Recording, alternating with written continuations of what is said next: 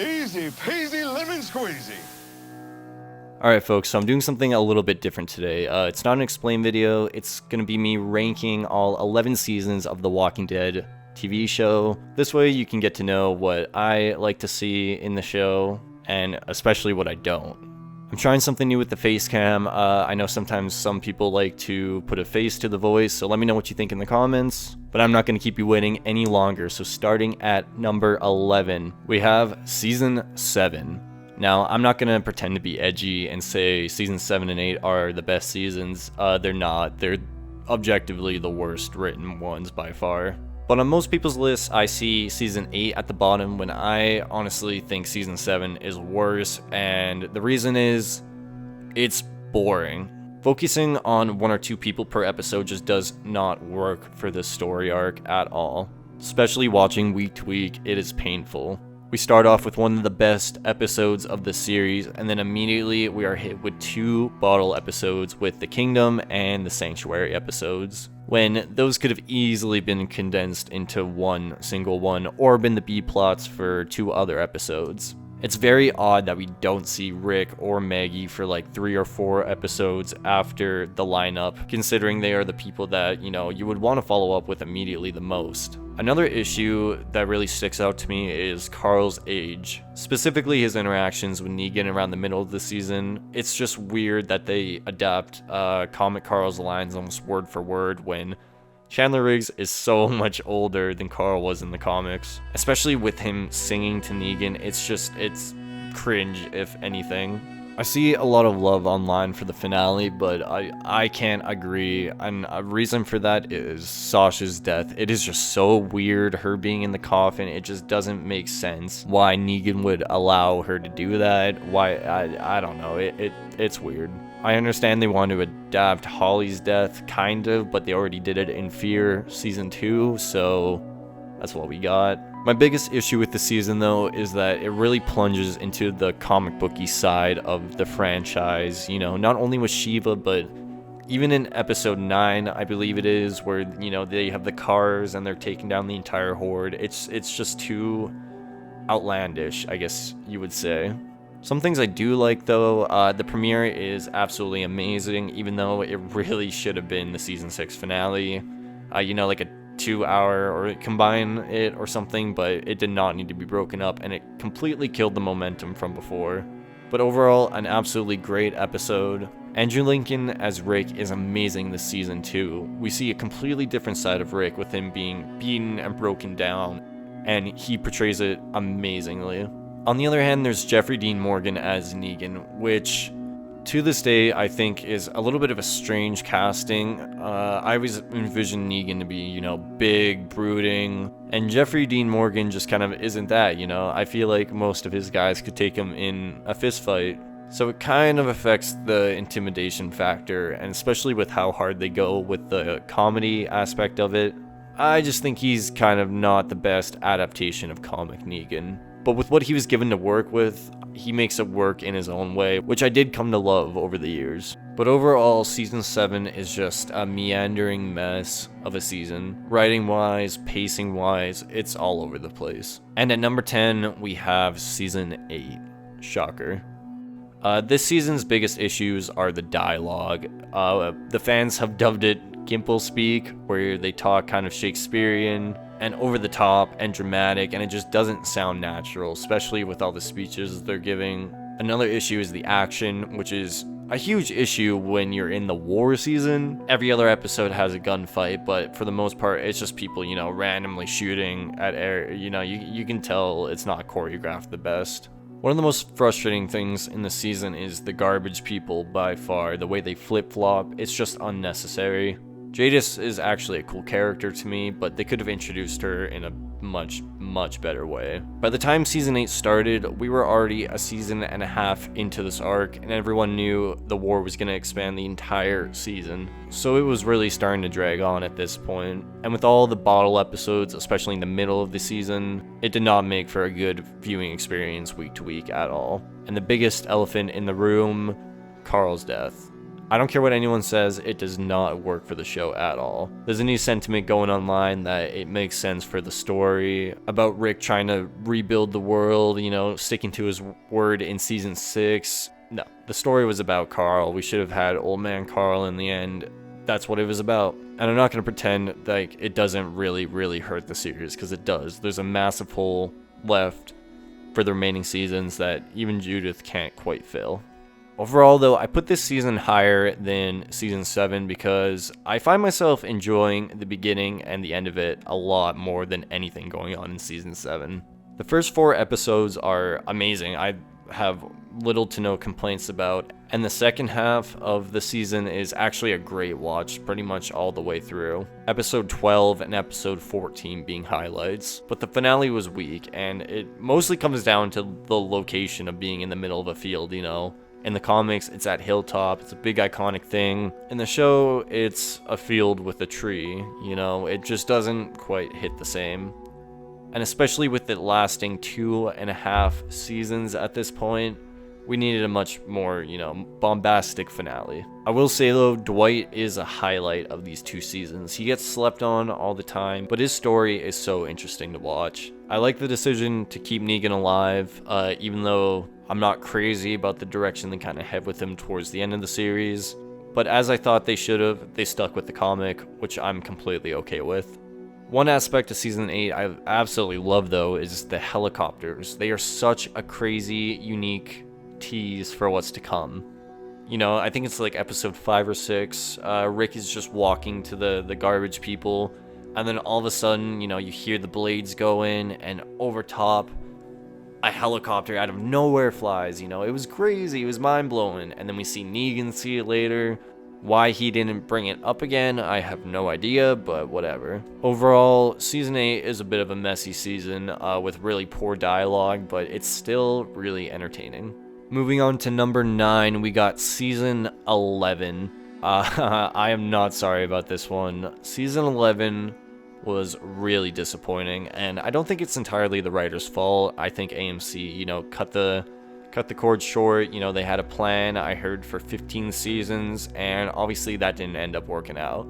It's clear the Reaper arc was meant to prop up Maggie and Negan as leads, as Daryl and Carol were meant to leave in their own spin-off, but given the task to end the show with such little notice, they did the best they could, but overall I was disappointed, especially with 11C. I loved the Commonwealth in the beginning. I thought Lance was a great villain. They were really bringing their A game, but then they fumbled it all.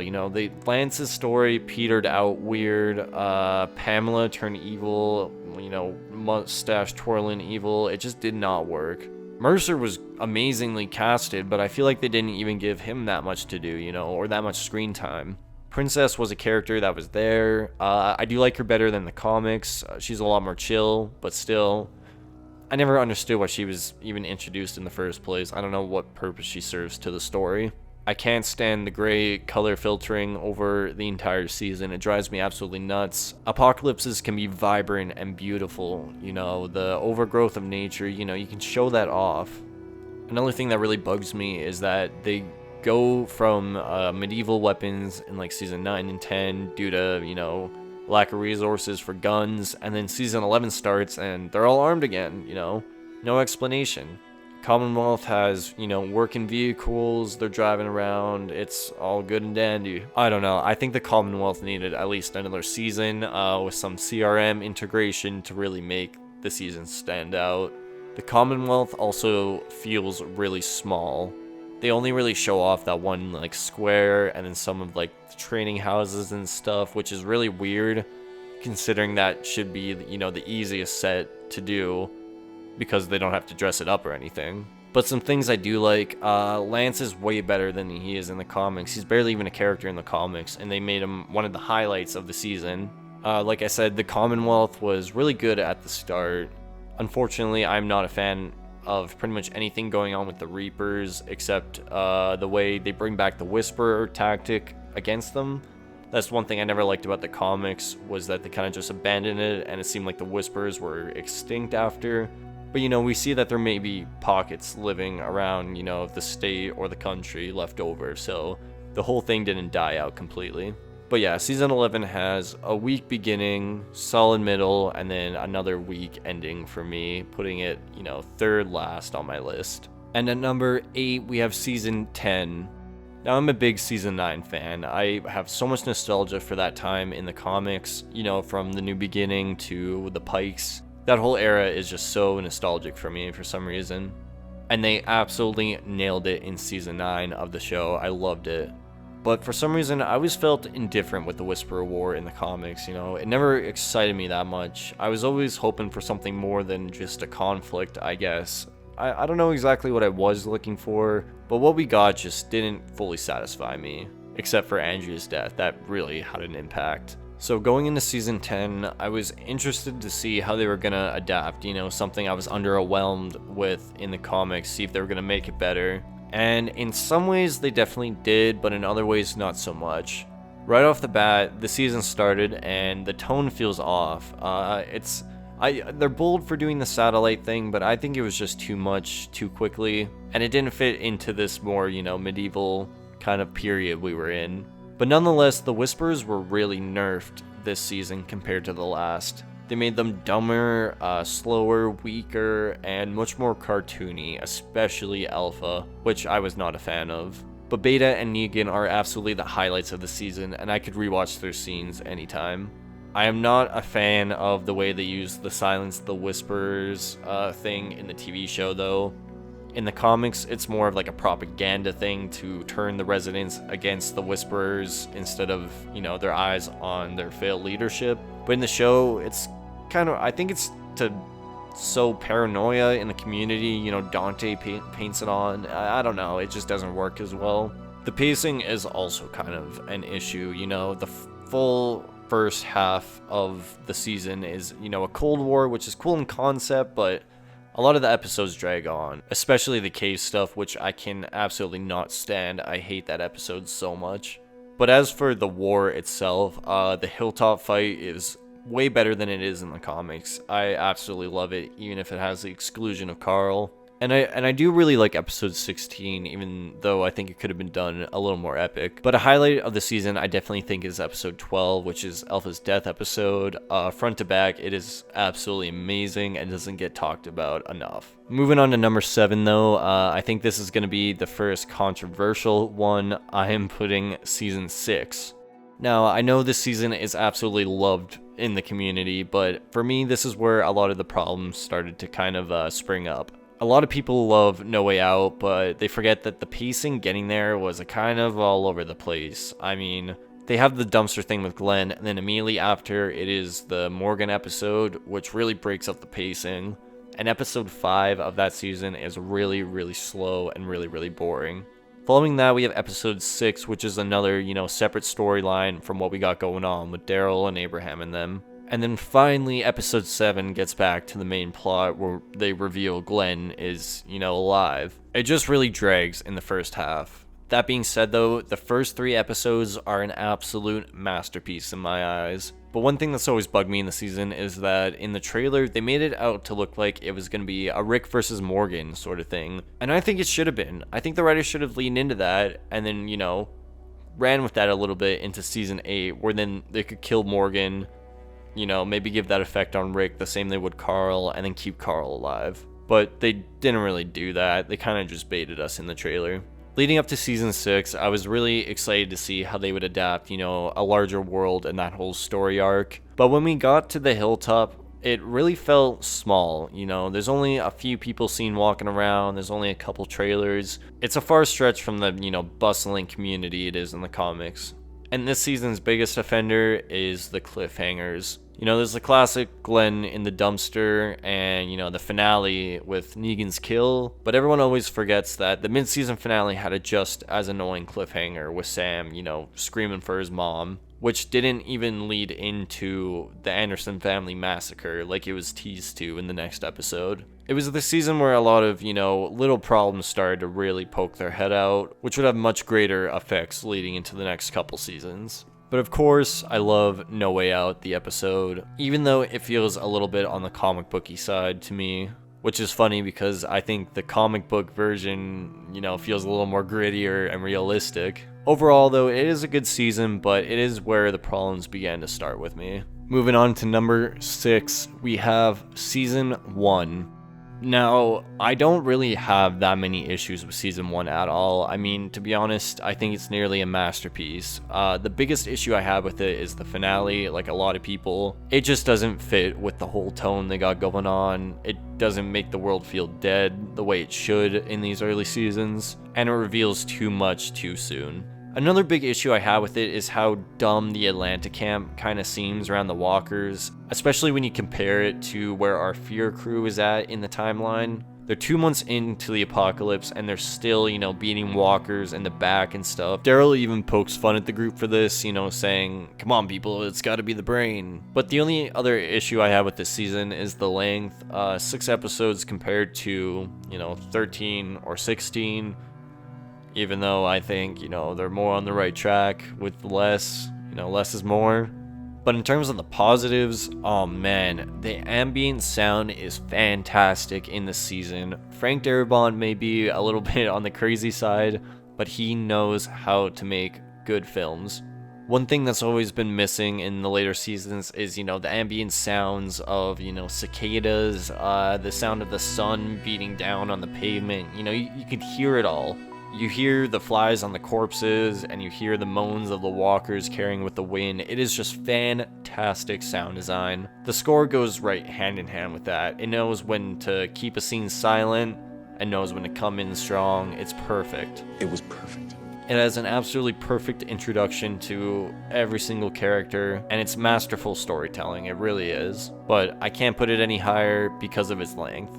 So moving on to number 5, we got Season 3. And I'm putting it here in the middle because it has some amazing storytelling with the governor, but it also really meanders at some points. Since I did the Governor Explained video, analyzing Andrea a little closer, her actions all make sense in her own context, but the writing really did her dirty. It doesn't really properly put you in her shoes, so she comes off as really dumb. But to her credit, when she did find out how bad Philip was, she did, run back to Rick before getting caught. But besides that whole plot line, watching the governor's descent into madness is absolutely thrilling. And one of the things I love the most about this season is how gritty it is in the prison. When I'm thinking of this season, I always think back to the episode right after Lori died or so, where Rick is on the phone and the line where he's like, "We're dying," Just the way it's performed by Andrew Lincoln, it packs a huge punch, and it really makes you feel the fear of this world. Moving on to number 4, we have Season 5, and some of you may be surprised by this, as I know it's a fan favorite and it's number 1 on a lot of people's lists. But what brings this season down for me is the hospital arc, plain and simple. It's the definition of unnecessary, especially if they're just gonna kill Beth's character anyway. And Tyrese's death the very next episode is just as unnecessary. I'll never understand that either. Going into Alexandria, for some reason, I always felt like the tone was a little bit off, and I think that has to do with how empty it is. Same with the hilltop. Rick's on the outside and before he goes in and he hears the kids playing and laughing and all that. But then they go in the next episode and it's silent, it's tense. There's no people walking around. One thing I really miss from the comics is the sequence of them having Halloween, And I know I complained about Carl's age before, but I think it could even add a little bit more to the character, Rick trying to get him to dress up, but, he's aged so much. It would make a lot more sense. But unfortunately, that was not included. Pretty much everything else in the season, though, is absolutely perfect. Those first 3 episodes are everyone's favorite story arc with Terminus and the Hunters, done absolutely to perfection. And episode 10 of that season is heavily slept on. It's always seen as a boring episode when it is, the group at its grittiest, its darkest, its most hopeless. It is amazing. And I know I ragged on the intro to Alexandria a little bit, but overall it's a really entertaining watch, seeing them have to adapt to, normal society problems again. But unfortunately, it's a great season that's brought down by the hospital arc, so I can't put it higher in the number 4. Moving on to number 3, we have Season 2. Now, everything I said about Season 1 can easily be applied here with the score, the writing of the dialogue. It's just on another level. Frank Darabont was given less of a budget, and he really made it work. Only really using the farm as a set, the characters had to carry the story, and by God does it. Shane is a terrible person, but he is by far the most interesting character to watch this entire season.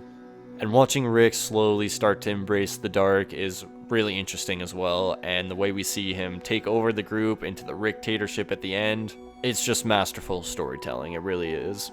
Some issues though, the Sophia being missing, it's a great story arc with a great ending, but that being said, it's brought down with the fact that we don't really know Sophia at all. She gets like maybe 2 lines before she goes missing. If we, the audience, could connect with her more, it would pack even more of a punch watching her walk out.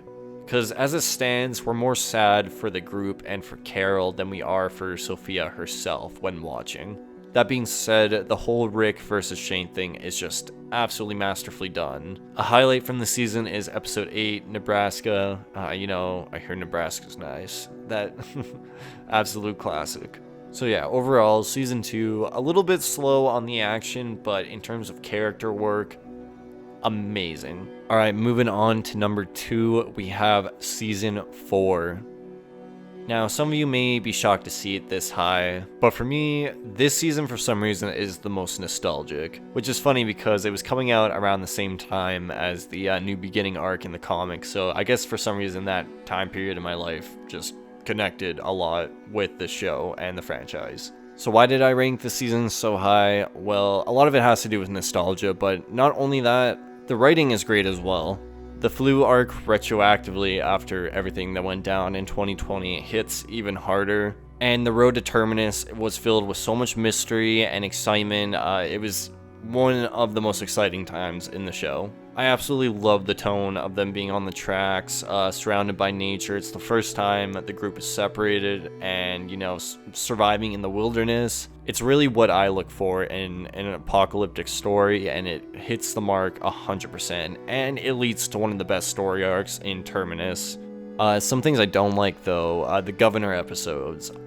They are necessary, maybe not 2, 1 for sure, but they're a slog to get through, they really are. But they lead to Too Far Gone, one of my favorite episodes of the entire show. So it is so worth it. And I forgot to mention in season 3, I really appreciate that it's the only time we really see Carl resemble his comic self, the darkness inside. But we do get a glimpse of it here again in season 4, especially in episode 9, when he's screaming at his dad. It's adapted 1 for 1 from the comic, and it's so relatable. The age has nothing to do with it. Anyone can relate to Carl's struggles of being alone, so it really works. So yeah, a lot of it has to do with nostalgia, but it finishes and opens some of my favorite arcs in the show. And at number 1, this might come as a shocker, but I have season 9. Now, if you've seen my Whisperer video, you know how much I love this season, and I'm gonna explain why. Those first 5 episodes, tone-wise, are incredible. It's a complete return to form after the slog that was season 7 and 8. Rick is at his most righteous in this season for the 5 episodes we get him, and his interactions with his old friends, the conflict with Maggie and Daryl is just so engaging to me. And the saviors not being thrown to the wayside and actually being used as a plot device with the bridge, it all just comes together so nice. And then the craziest thing, Rick Grimes exits the show and they didn't fumble it. It is a great episode and it gets me excited for the future with them. And if that wasn't enough, we have another 6-year time jump leading into the Whisperers, my favorite group from the comics. So for me personally, this season just has absolutely everything you need, and it's kind of bonkers. It's really like 3 seasons all stuck into one. I love the introduction of the Whisperers. Evolution, I think the episode's called. Absolutely amazing. And the season even breaks the status quo with having, the big event be in episode 15, and then episode 16, it has something new with Snow, but it's more of a chill, wind down, grieving episode. Angela King came out swinging, and her and the writing team were firing on all cylinders with this. And the whisper design and movements, mannerisms, they absolutely nailed as well. In this season, they feel scary opposed to how they feel in season 10. Everything about them just works. One thing I don't like though, why did Michonne force Alexandria to kind of, seclude themselves from their friends, The explanation they give in episode 14 never made sense to me why she would push everyone else away. I understand it's a trust thing with somebody she knew before the apocalypse, but I mean, she fought wars with these people. Let's be real. I don't know. It was a weird reveal because I really love Michonne this season. She's one of my favorite characters post the 6-year time jump disappearance of Rick. But this decision writing wise just always confused me a little bit. But overall, season 9 is absolutely my favorite season. It introduces Beta, one of my favorite characters, played by Ryan Hurst. It is just firing on all cylinders, and I could gush about it all day. King all 11 seasons of The Walking Dead, folks. Let me know what you thought in the comments.